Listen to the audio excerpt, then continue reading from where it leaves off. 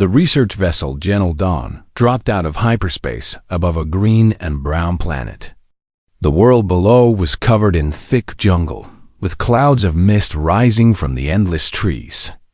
This was Vareth 7, and every species in the galaxy knew its name. It was listed as extreme hazard in the Galactic Union records. Many survey teams had gone down to its surface. Not all of them came back. Captain Rilla stood at the viewing window and watched the planet turn slowly beneath them. She was tall and thin, with a body covered in hard blue shell and wings that folded against her back like sheets of colored glass. Her species, the Ven, had ruled a small empire once. Now they worked as traders and ship captains, their conquering days long behind them. She turned to look at her crew gathered in the briefing room. There was Tovik, the engineer, a Marani male covered in thick brown fur with small black eyes that always seemed worried. There was Dren, a coral specialist, small and wet-skinned like an amphibian from a water world. His hands never stopped shaking when he was nervous, which was most of the time. And then there was the human. Park. Doyin sat in the corner of the room, quiet and still. He was not a large human, Rilla had learned. Humans came in many sizes, and this one was of average height with black hair cut short and a face that rarely showed emotion. He was 32 years old, a xenobiologist who had once been a military medic. The Galactic Union had assigned him to their crew because humans were still new to space, and the Union wanted to see how they worked with other species. Rilla did not know what to make of him.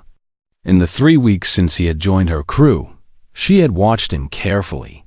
He ate strange foods that smelled wrong. He slept only 6 hours a night, which horrified Tovik, whose species needed 12. He exercised every morning, running on a machine and lifting heavy weights. Even though there was no enemy chasing him and no prey to catch, most disturbing of all, he seemed completely unafraid of anything. "Listen carefully," Rilla said to her crew. Her translator turned her clicking speech into words they could all understand. Vareth 7 is home to over 600 species of predator. The jungle is filled with poison plants, biting insects, and creatures that hunt in packs. But there is one danger above all others. She pressed a button, and a hologram appeared in the center of the room. The creature it showed made Dren let out a small whimper. It was massive, nearly 3 meters long, with 6 powerful legs and a body covered in black scales. Rows of sharp spines ran down its back, and its head was mostly mouth, filled with teeth that curved backward like hooks. Its eyes were yellow and intelligent, the eyes of a hunter that had never known fear. "The Thornback," Rilla said. "Apex predator of Vareth 7. Those spines contain venom that can kill a Marani in 4 minutes and a Ven too. Its jaws can bite through starship hull metal. It is fast, smart, and territorial."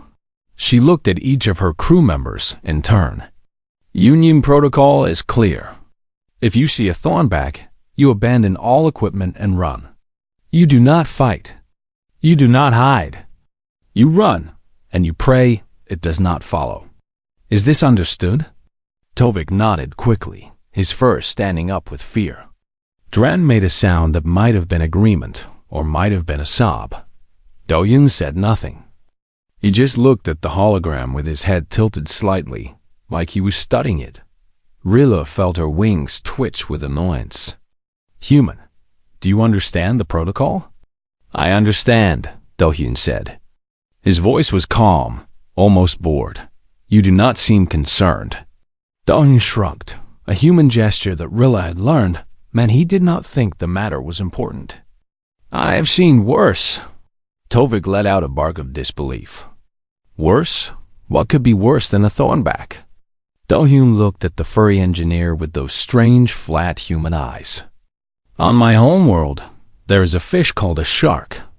It is as long as this room. It has hundreds of teeth and can smell blood from kilometers away. Humans swim in water where these creatures live. For fun." Silence filled the room. "That is insane," Dren whispered. That is Earth, Do-hyun replied. Rilla had read the files on humanity's homeworld. She had not believed most of what she read. Earth was a death world, a planet so hostile that by all scientific logic, intelligent life should never have evolved there. It had extreme temperatures, constant natural disasters, and more predator species than most galaxies combined. The fact that humans had not only survived, but thrived there made no sense. Looking at Do-hyun now, she began to believe the files might be true. We land in 1 hour, she said, ending the briefing. Prepare your equipment. And human, try not to die. The paperwork would be extensive. Don's mouth curved slightly. It was almost a smile. I will do my best, Captain. The team assembled in the shuttle bay an hour later. Rilla checked everyone's gear twice, making sure emergency beacons were working and communicators were charged. Do-hyun moved through his own preparations with quiet efficiency. She noticed that he carried no weapon. Where's your sidearm? She asked. I do not use them, Do-hyun said. You plan to walk into a Class 7 jungle with no weapon? Do-hyun held up his hands, turning them so she could see the front and back. They were ordinary human hands, 5 fingers each, with short nails and some small scars. These are my weapons, he said. Rilla stared at him. Then she decided he must be joking. Humans had strange humor. The shuttle dropped through the atmosphere, shaking as it hit the thick air of Varus 7. When the doors opened, a wall of heat and moisture hit them like a physical force. The air smelled of rot and growing things, of life and death mixed together. Rilla's wings immediately stuck to her back with moisture. Tovik began panting, his thick fur already soaked with sweat. Dren looked like he might pass out. Do-hyun stepped out into the jungle and took a deep breath. Not bad, he said.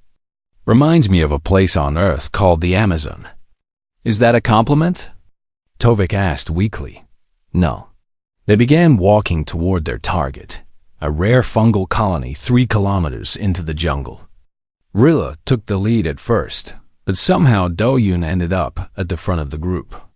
She did not remember him passing her. He simply appeared there, moving through the undergrowth like water flowing around stones. She watched him as they walked. He moved differently than any species she had ever seen. His steps were almost silent. His eyes never stopped moving, scanning the trees, the ground, the shadows. Every few minutes, he would pause and look at something. A broken branch, a mark on a tree, tracks in the mud. Before continuing, he is hunting, Tovik said quietly. Walking beside Rilla. What do you mean? Look at him. He is tracking something. Or watching for something that might be tracking us. The Marani's voice was uneasy. My people were prey animals once before we built cities. We remember what it feels like to be hunted. That human, he's not prey. He is something else entirely. Rilla watched Do-hyun pause again, this time crouching to look at deep gouges in a tree trunk. The marks looked like they had been made by something with very large claws. What do you see? She called out. Do-hyun stood and looked back at them. His face showed nothing. Nothing important, he said. But we should go the long way. Trust me. Against her better judgment, Rilla nodded. They followed the human deeper into the green darkness of the jungle, and none of them knew that death was already moving toward them on 6 silent legs. The jungle of Varus 7 seemed to have a mind of its own.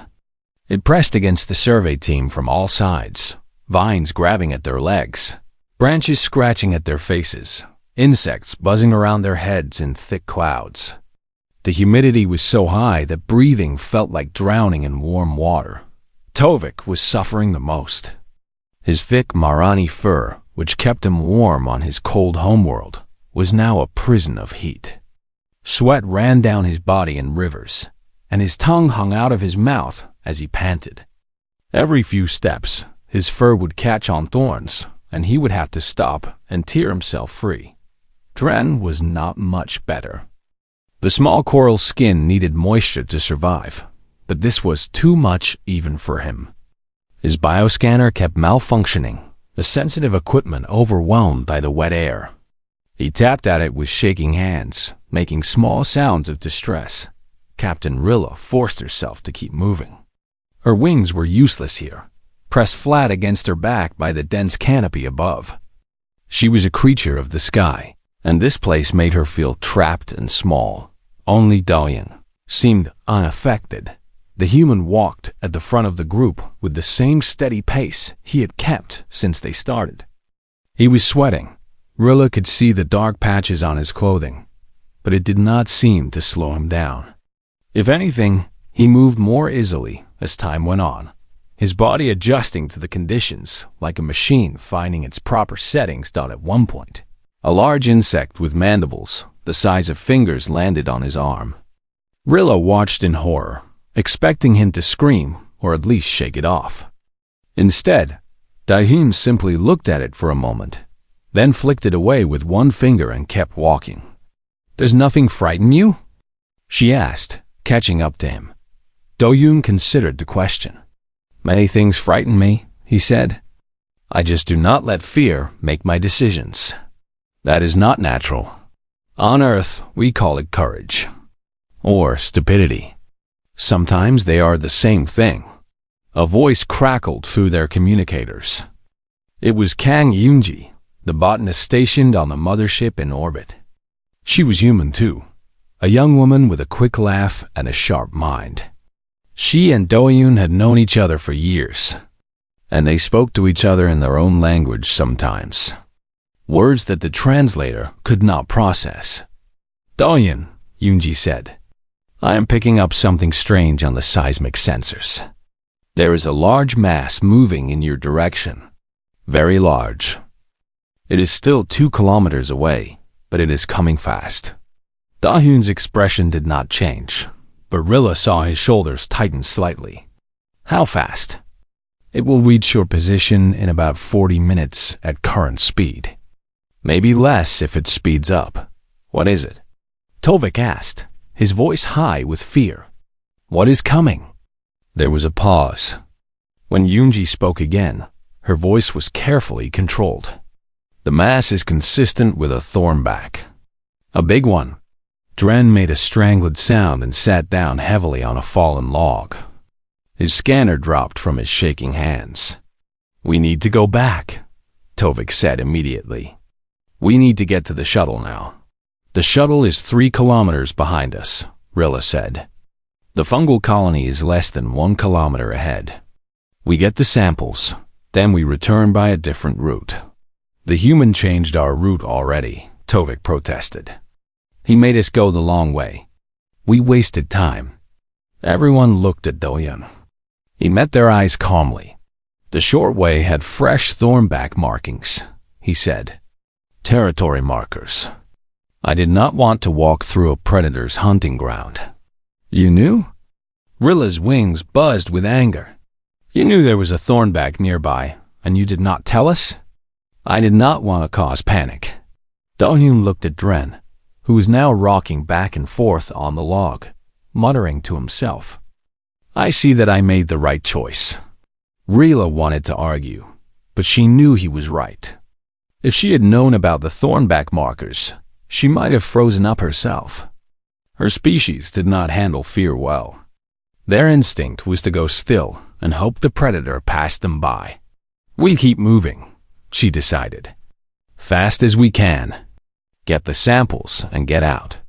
They pushed forward through the jungle with new urgency.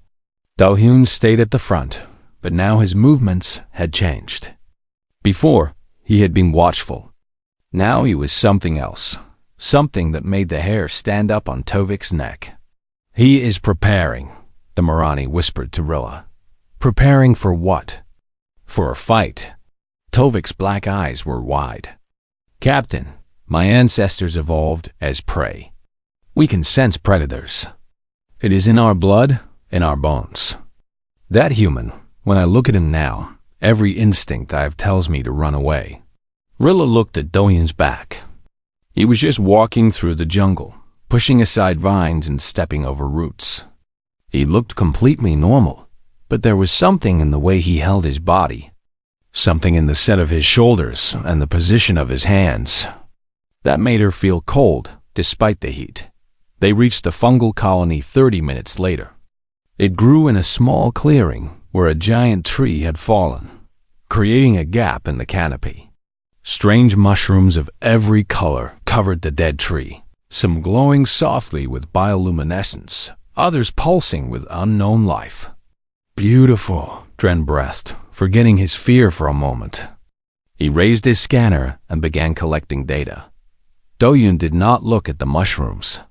He stood at the edge of the clearing, facing the jungle they had come from. His body was completely still. "Human," Rilla said, coming to stand beside him. "What do you see?" "Nothing yet." "Then why are you watching so carefully?" Do-Hyun was quiet for a moment. Then he spoke without looking at her. "Captain, have you ever heard of pursuit predators?"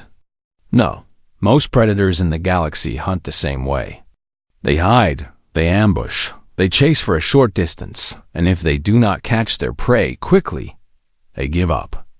Their bodies cannot handle long chases. They overheat, they run out of energy, they collapse. Yes, this is how predators work, not on Earth." Do-Hyun's voice was soft now. "On Earth, humans evolved as pursuit predators. We do not have claws or fangs or venom. We are not very fast, but we can run for hours without stopping. Days, if we have to.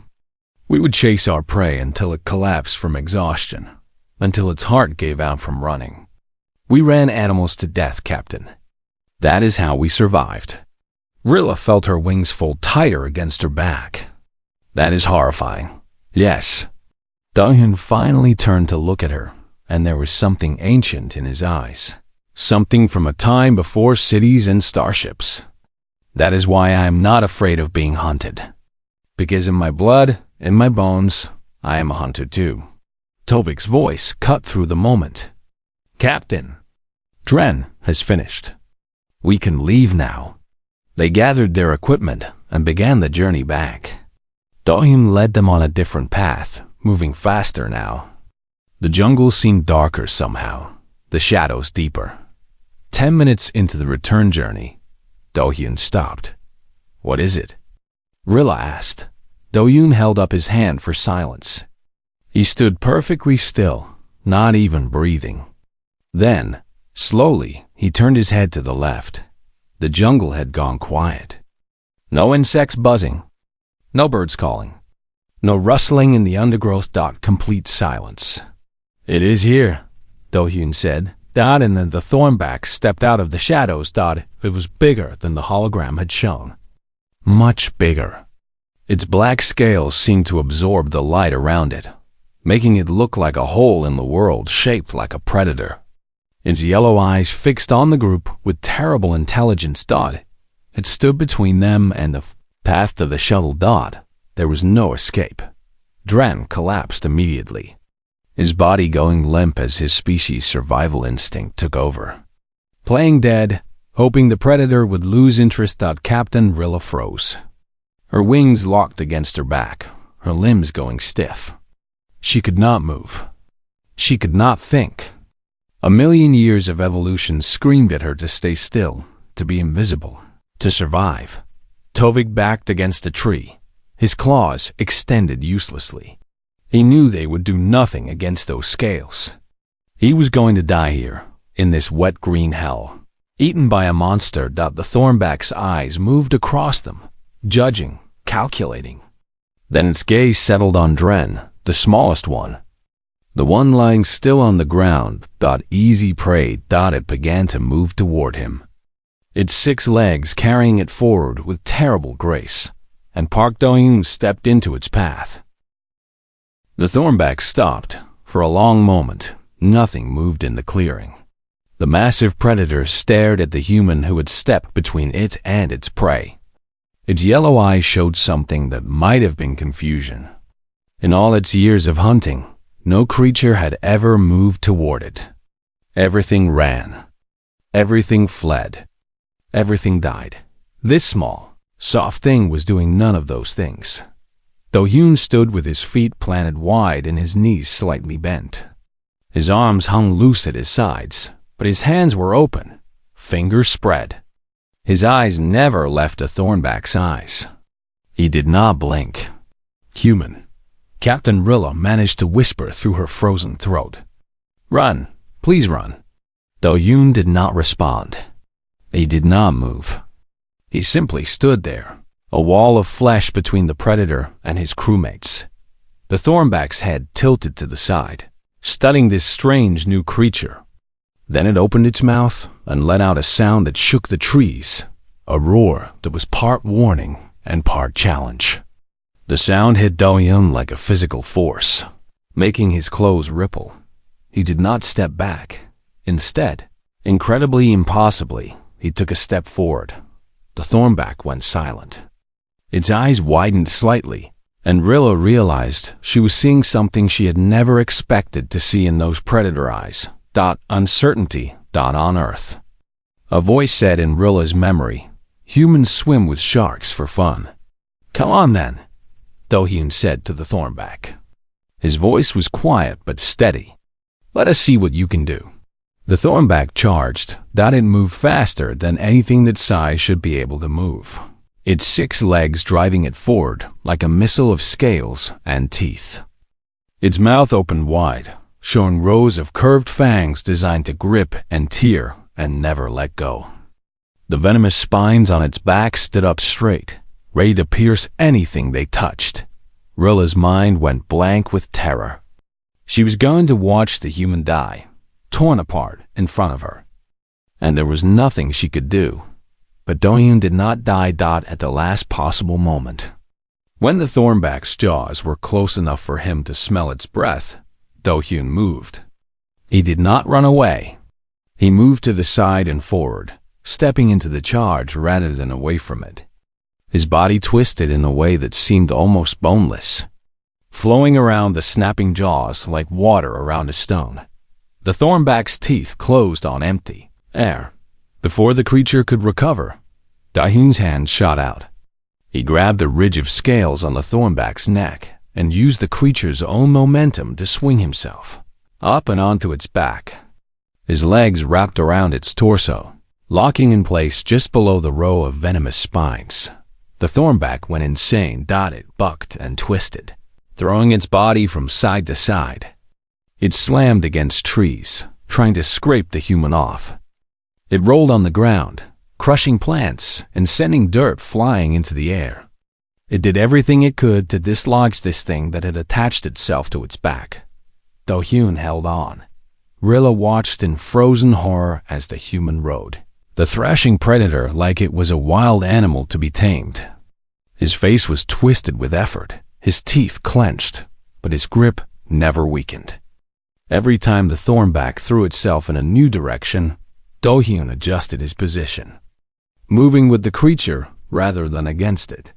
Then one of the venomous spines slashed across his arm. Blood sprayed through the air, bright red against the green of the jungle.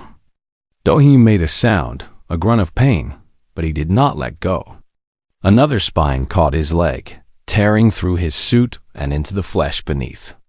More blood, more pain. Still he held on. "He is dying," Tovik whispered. "The venom will kill him." But Do-hyun did not look like he was dying. He looked like he was winning. His right arm snaked around the Thornback's neck, finding a position just below its jaw. His left arm came up to reinforce the hold, gripping his own bicep.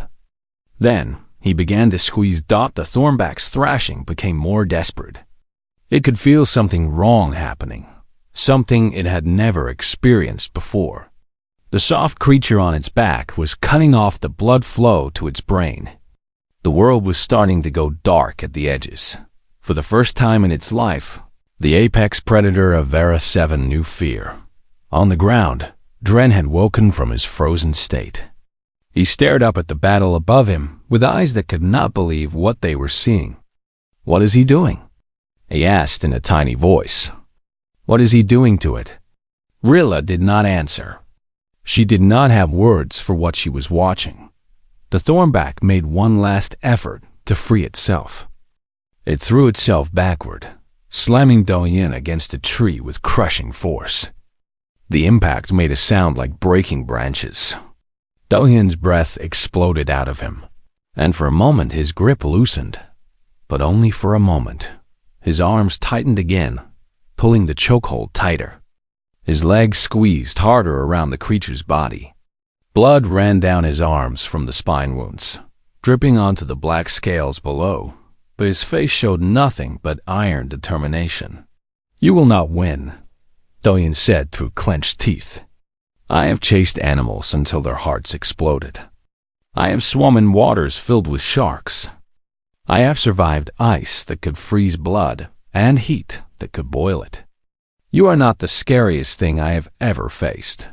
He pulled tighter, and I do not lose. The thornback's movements began to slow. Its 6 legs, which had been churning the ground to mud, started to stumble. Its tail, which had been whipping back and forth, began to drag. Its yellow eyes, which had burned with predator intelligence, started to close. Rila counted the seconds. 10, 20. The thornback collapsed. Its massive body hit the ground with enough force to shake the earth. Its legs twitched once, twice, then went still. Its eyes were closed. Its breathing was slow and shallow. It was not dead, just unconscious. Do-Yin held the chokehold for another 5 seconds, making sure the creature would not wake up immediately. Then he released his grip and rolled off the thornback's back, landing on the muddy ground beside it. He lay there on his back, staring up at the canopy, breathing in great gasps. Blood soaked his suit from multiple wounds. His body was covered in bruises and scratches. He looked like he had been through a war, but he was alive. And so were they. The silence in the clearing was absolute. Rilla, Tovik, and Dren stared at the human lying in the mud next to the unconscious apex predator. Their minds could not process what they had just witnessed. Tovik was the first to speak. His voice was barely a whisper. "That is not possible." Do-Yin laughed weakly. It was a strange sound in the quiet jungle. "On Earth," he said, still staring at the sky, "we have a sport called wrestling. People grab each other and try to force each other to the ground.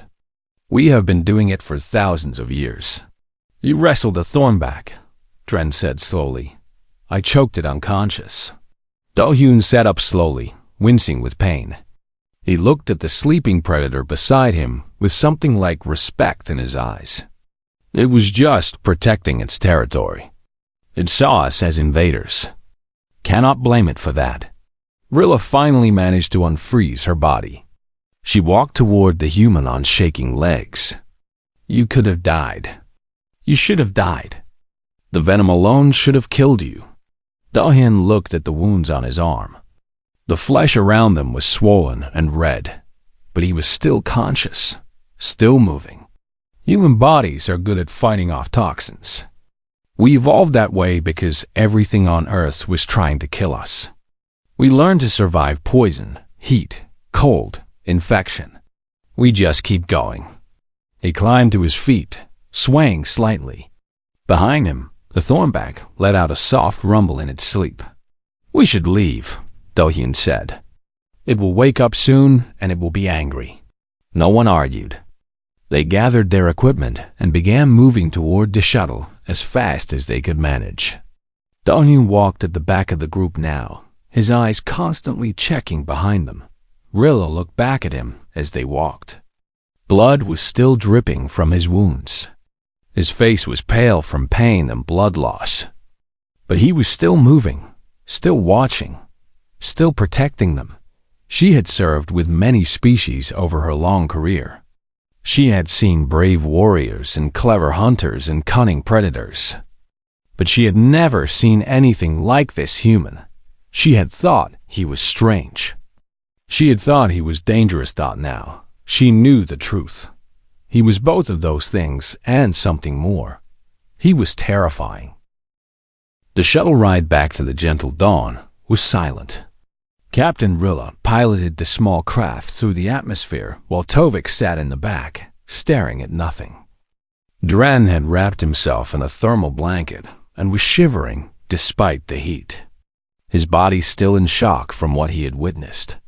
Do-hyun sat alone in the corner, pressing a medical cloth against his wounds.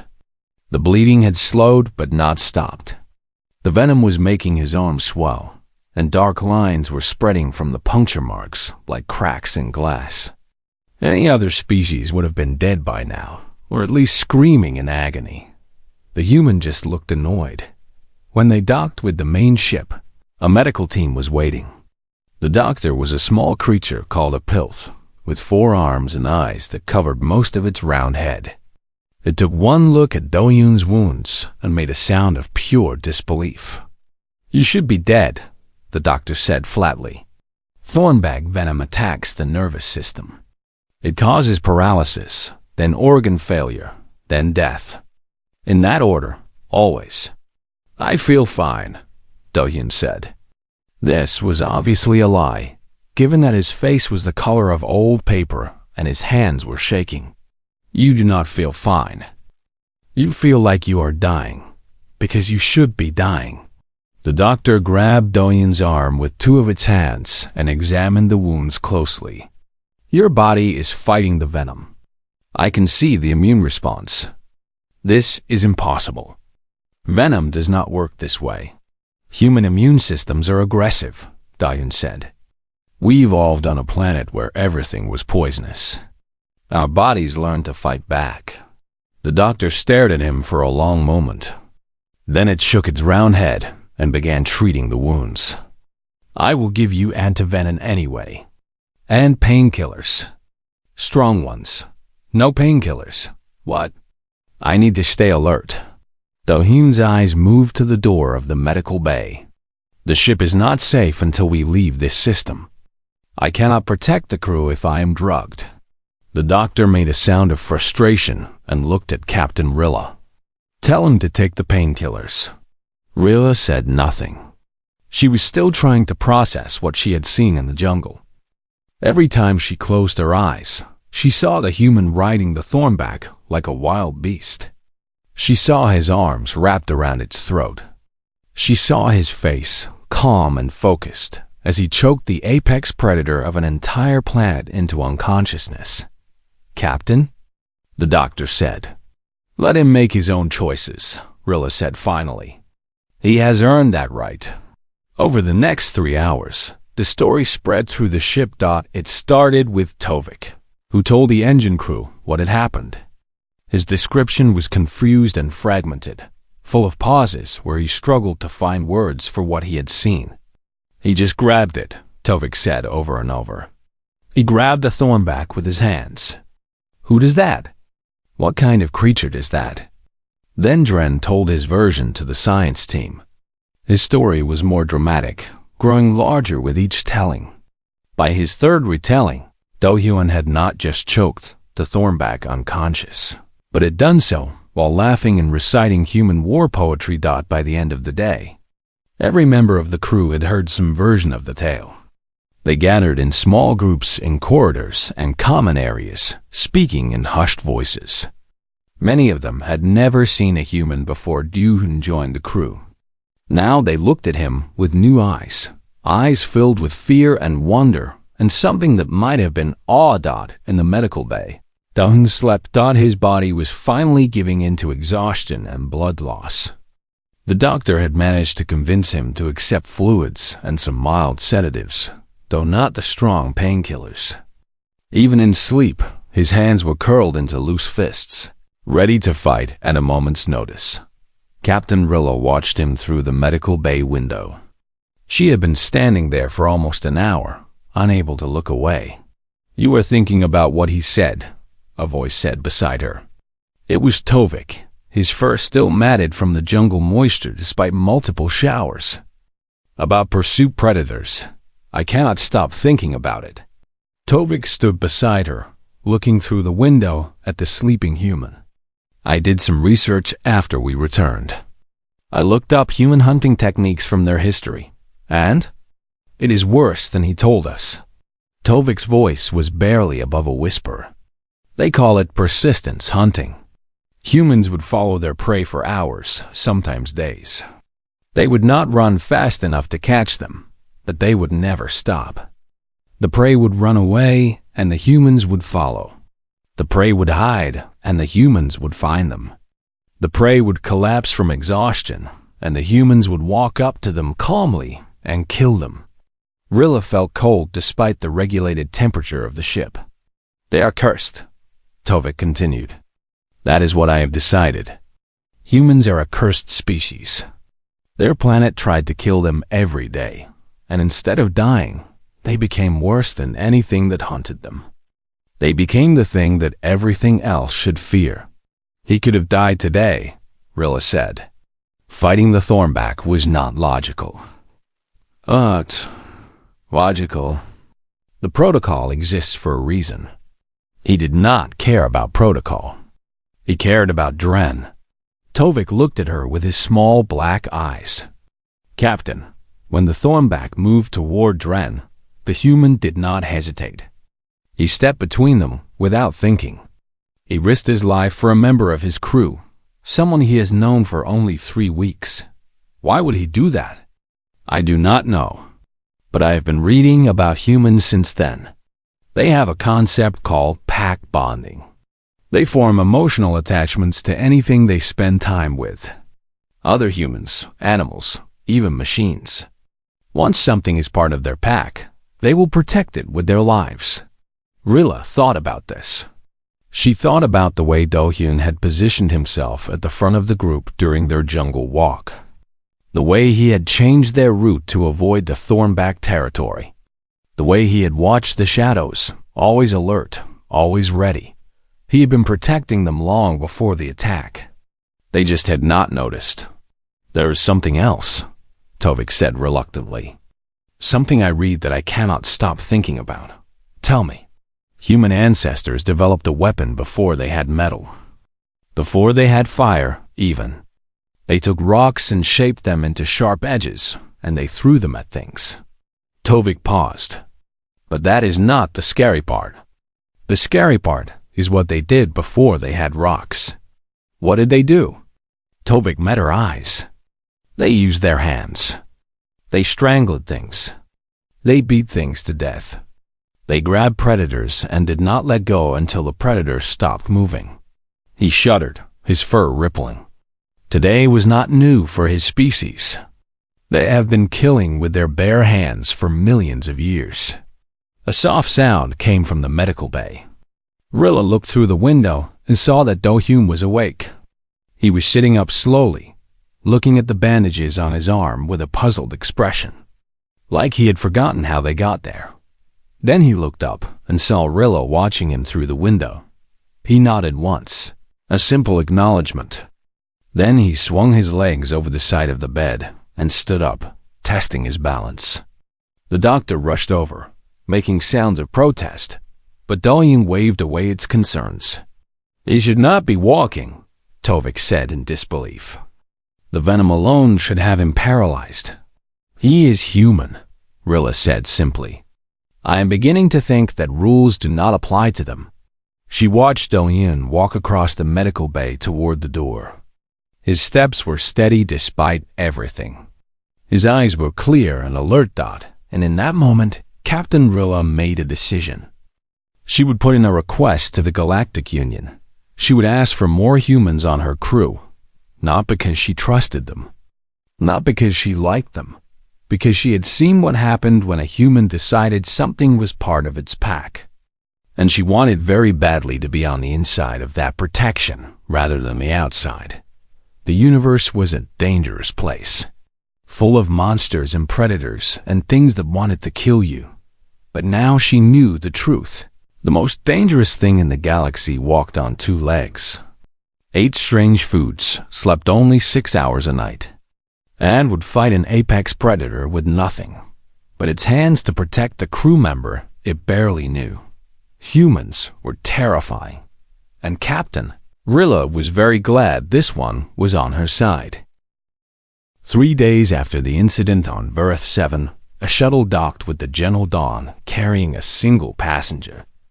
Kang Yunji stepped off the shuttle with a medical bag over her shoulder and an expression on her face that was somewhere between worried and amused. She found Do-yoon in the observation deck, standing alone by the wide window that looked out at the stars. The bandages on his arm were visible beneath his sleeve, and he was holding that arm stiffly, but otherwise he looked normal, calm, unbothered. "You strangled a thornback," Yunji said in Korean, coming to stand beside him. "I choked it unconscious," Do-yoon replied in the same language. "There is a difference. The entire galaxy is talking about it." Yunji set down her bag and crossed her arms. "I have received 17 messages from Union officials asking for a formal report. 6 news organizations want interviews. And the Marani ambassador sent a very confused letter asking if all humans can fight apex predators with their hands." "What did you tell them?" "I told them the truth. That some humans can, and that they should probably never make us angry." Yunji smiled slightly, but her eyes were serious. "Do-hyun, you could have died. The protocol exists for a reason. You were supposed to run." Do-hyun was quiet for a moment. Below them, the planet Verith 7 turned slowly, its green jungles now small and distant. "Dren would have died," he said finally. "The Thornback was going for him. If I ran, he would be dead now. You barely knew him. He was part of my crew." Do-hyun turned to look at her, and something in his eyes made Yunji go still. "On Earth we have a saying, no one gets left behind. It does not matter if it is logical. It does not matter if the odds are bad. You do not abandon your people." Yunji studied her friend's face. She had known him for years, since their training days at the Union Academy. She knew he had been a soldier once, a medic who had served in places where violence was common. She knew he had seen friends die. She knew he carried guilt that he never talked about. "You cannot save everyone," she said softly. "I know." Do-hyun turned back to the window. "But I can try."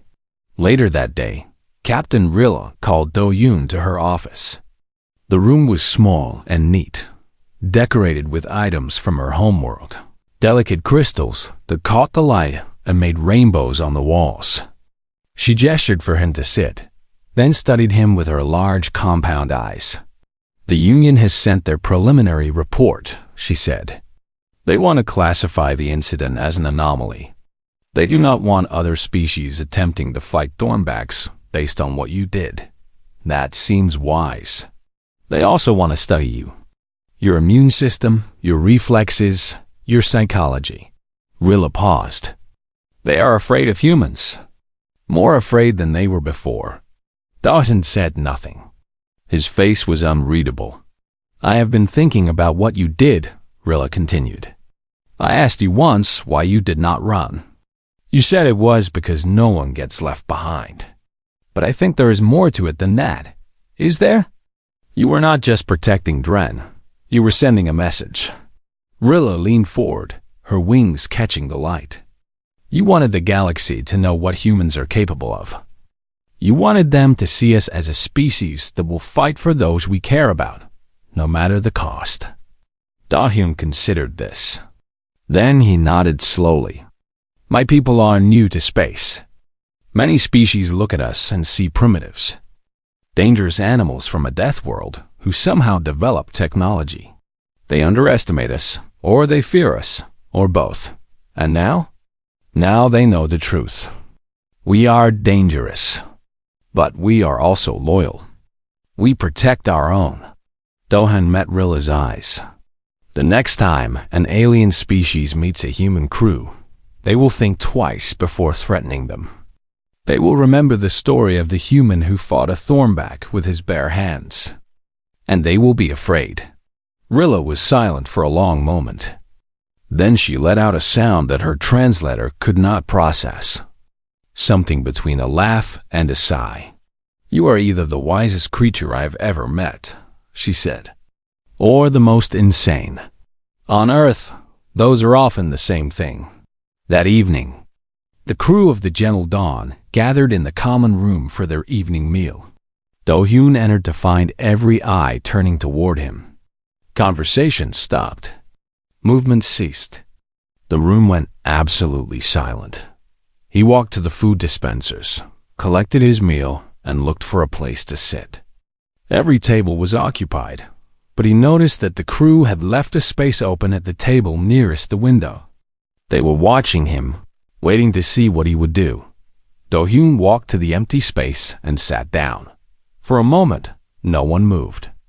Then Tovik, who was sitting across from him, pushed a container of water toward him. "You should drink more," the Marani said gruffly. "You lost a lot of blood. Thank you. Do not thank me." Tovik's small eyes looked away, embarrassed. "I'm just trying to keep you alive. Someone has to protect us from the next monster." Dren, sitting at the far end of the table, looked up from his food. "I never said thank you," he said quietly. His voice was steadier than it had been since the attack. "You saved my life. You almost died saving my life. Why?" Every alien at the table turned to look at Do-hyun, waiting for his answer. Do-hyun took a bite of his food and chewed slowly. Then he said, "On Earth, there is an old story. A man is walking along a beach after a storm. The beach is covered with starfish that have been washed ashore. They will die if they stay out of the water. The man sees a child picking up starfish one by one and throwing them back into the sea. He took another bite, making them wait. The man says to the child, 'There are thousands of starfish on this beach. You cannot save them all. What you are doing does not matter.' The child picks up another starfish, throws it into the water, and says, 'It mattered to that one.'" The aliens looked at each other, confused by the story. Do-hyun smiled slightly. "I could not save everyone," he said. "I cannot fight every monster. But when the Thornback came for you, Dren, I could fight that one. And saving you mattered." He shrugged. "That is enough." The meal continued in thoughtful silence. But something had changed. The fear that the aliens had felt toward Do-hyun was still there. But now it was mixed with something else.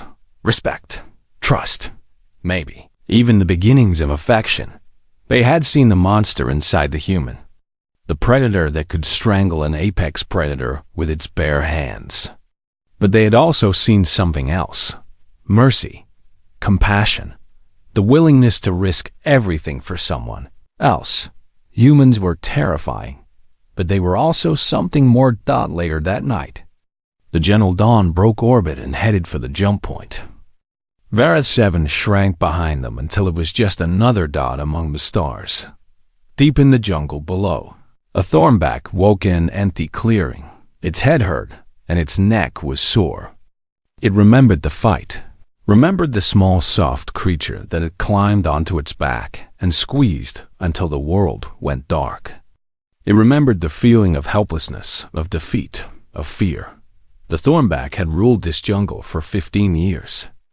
It had killed hundreds of prey animals and fought off every challenger. It had never lost, until now.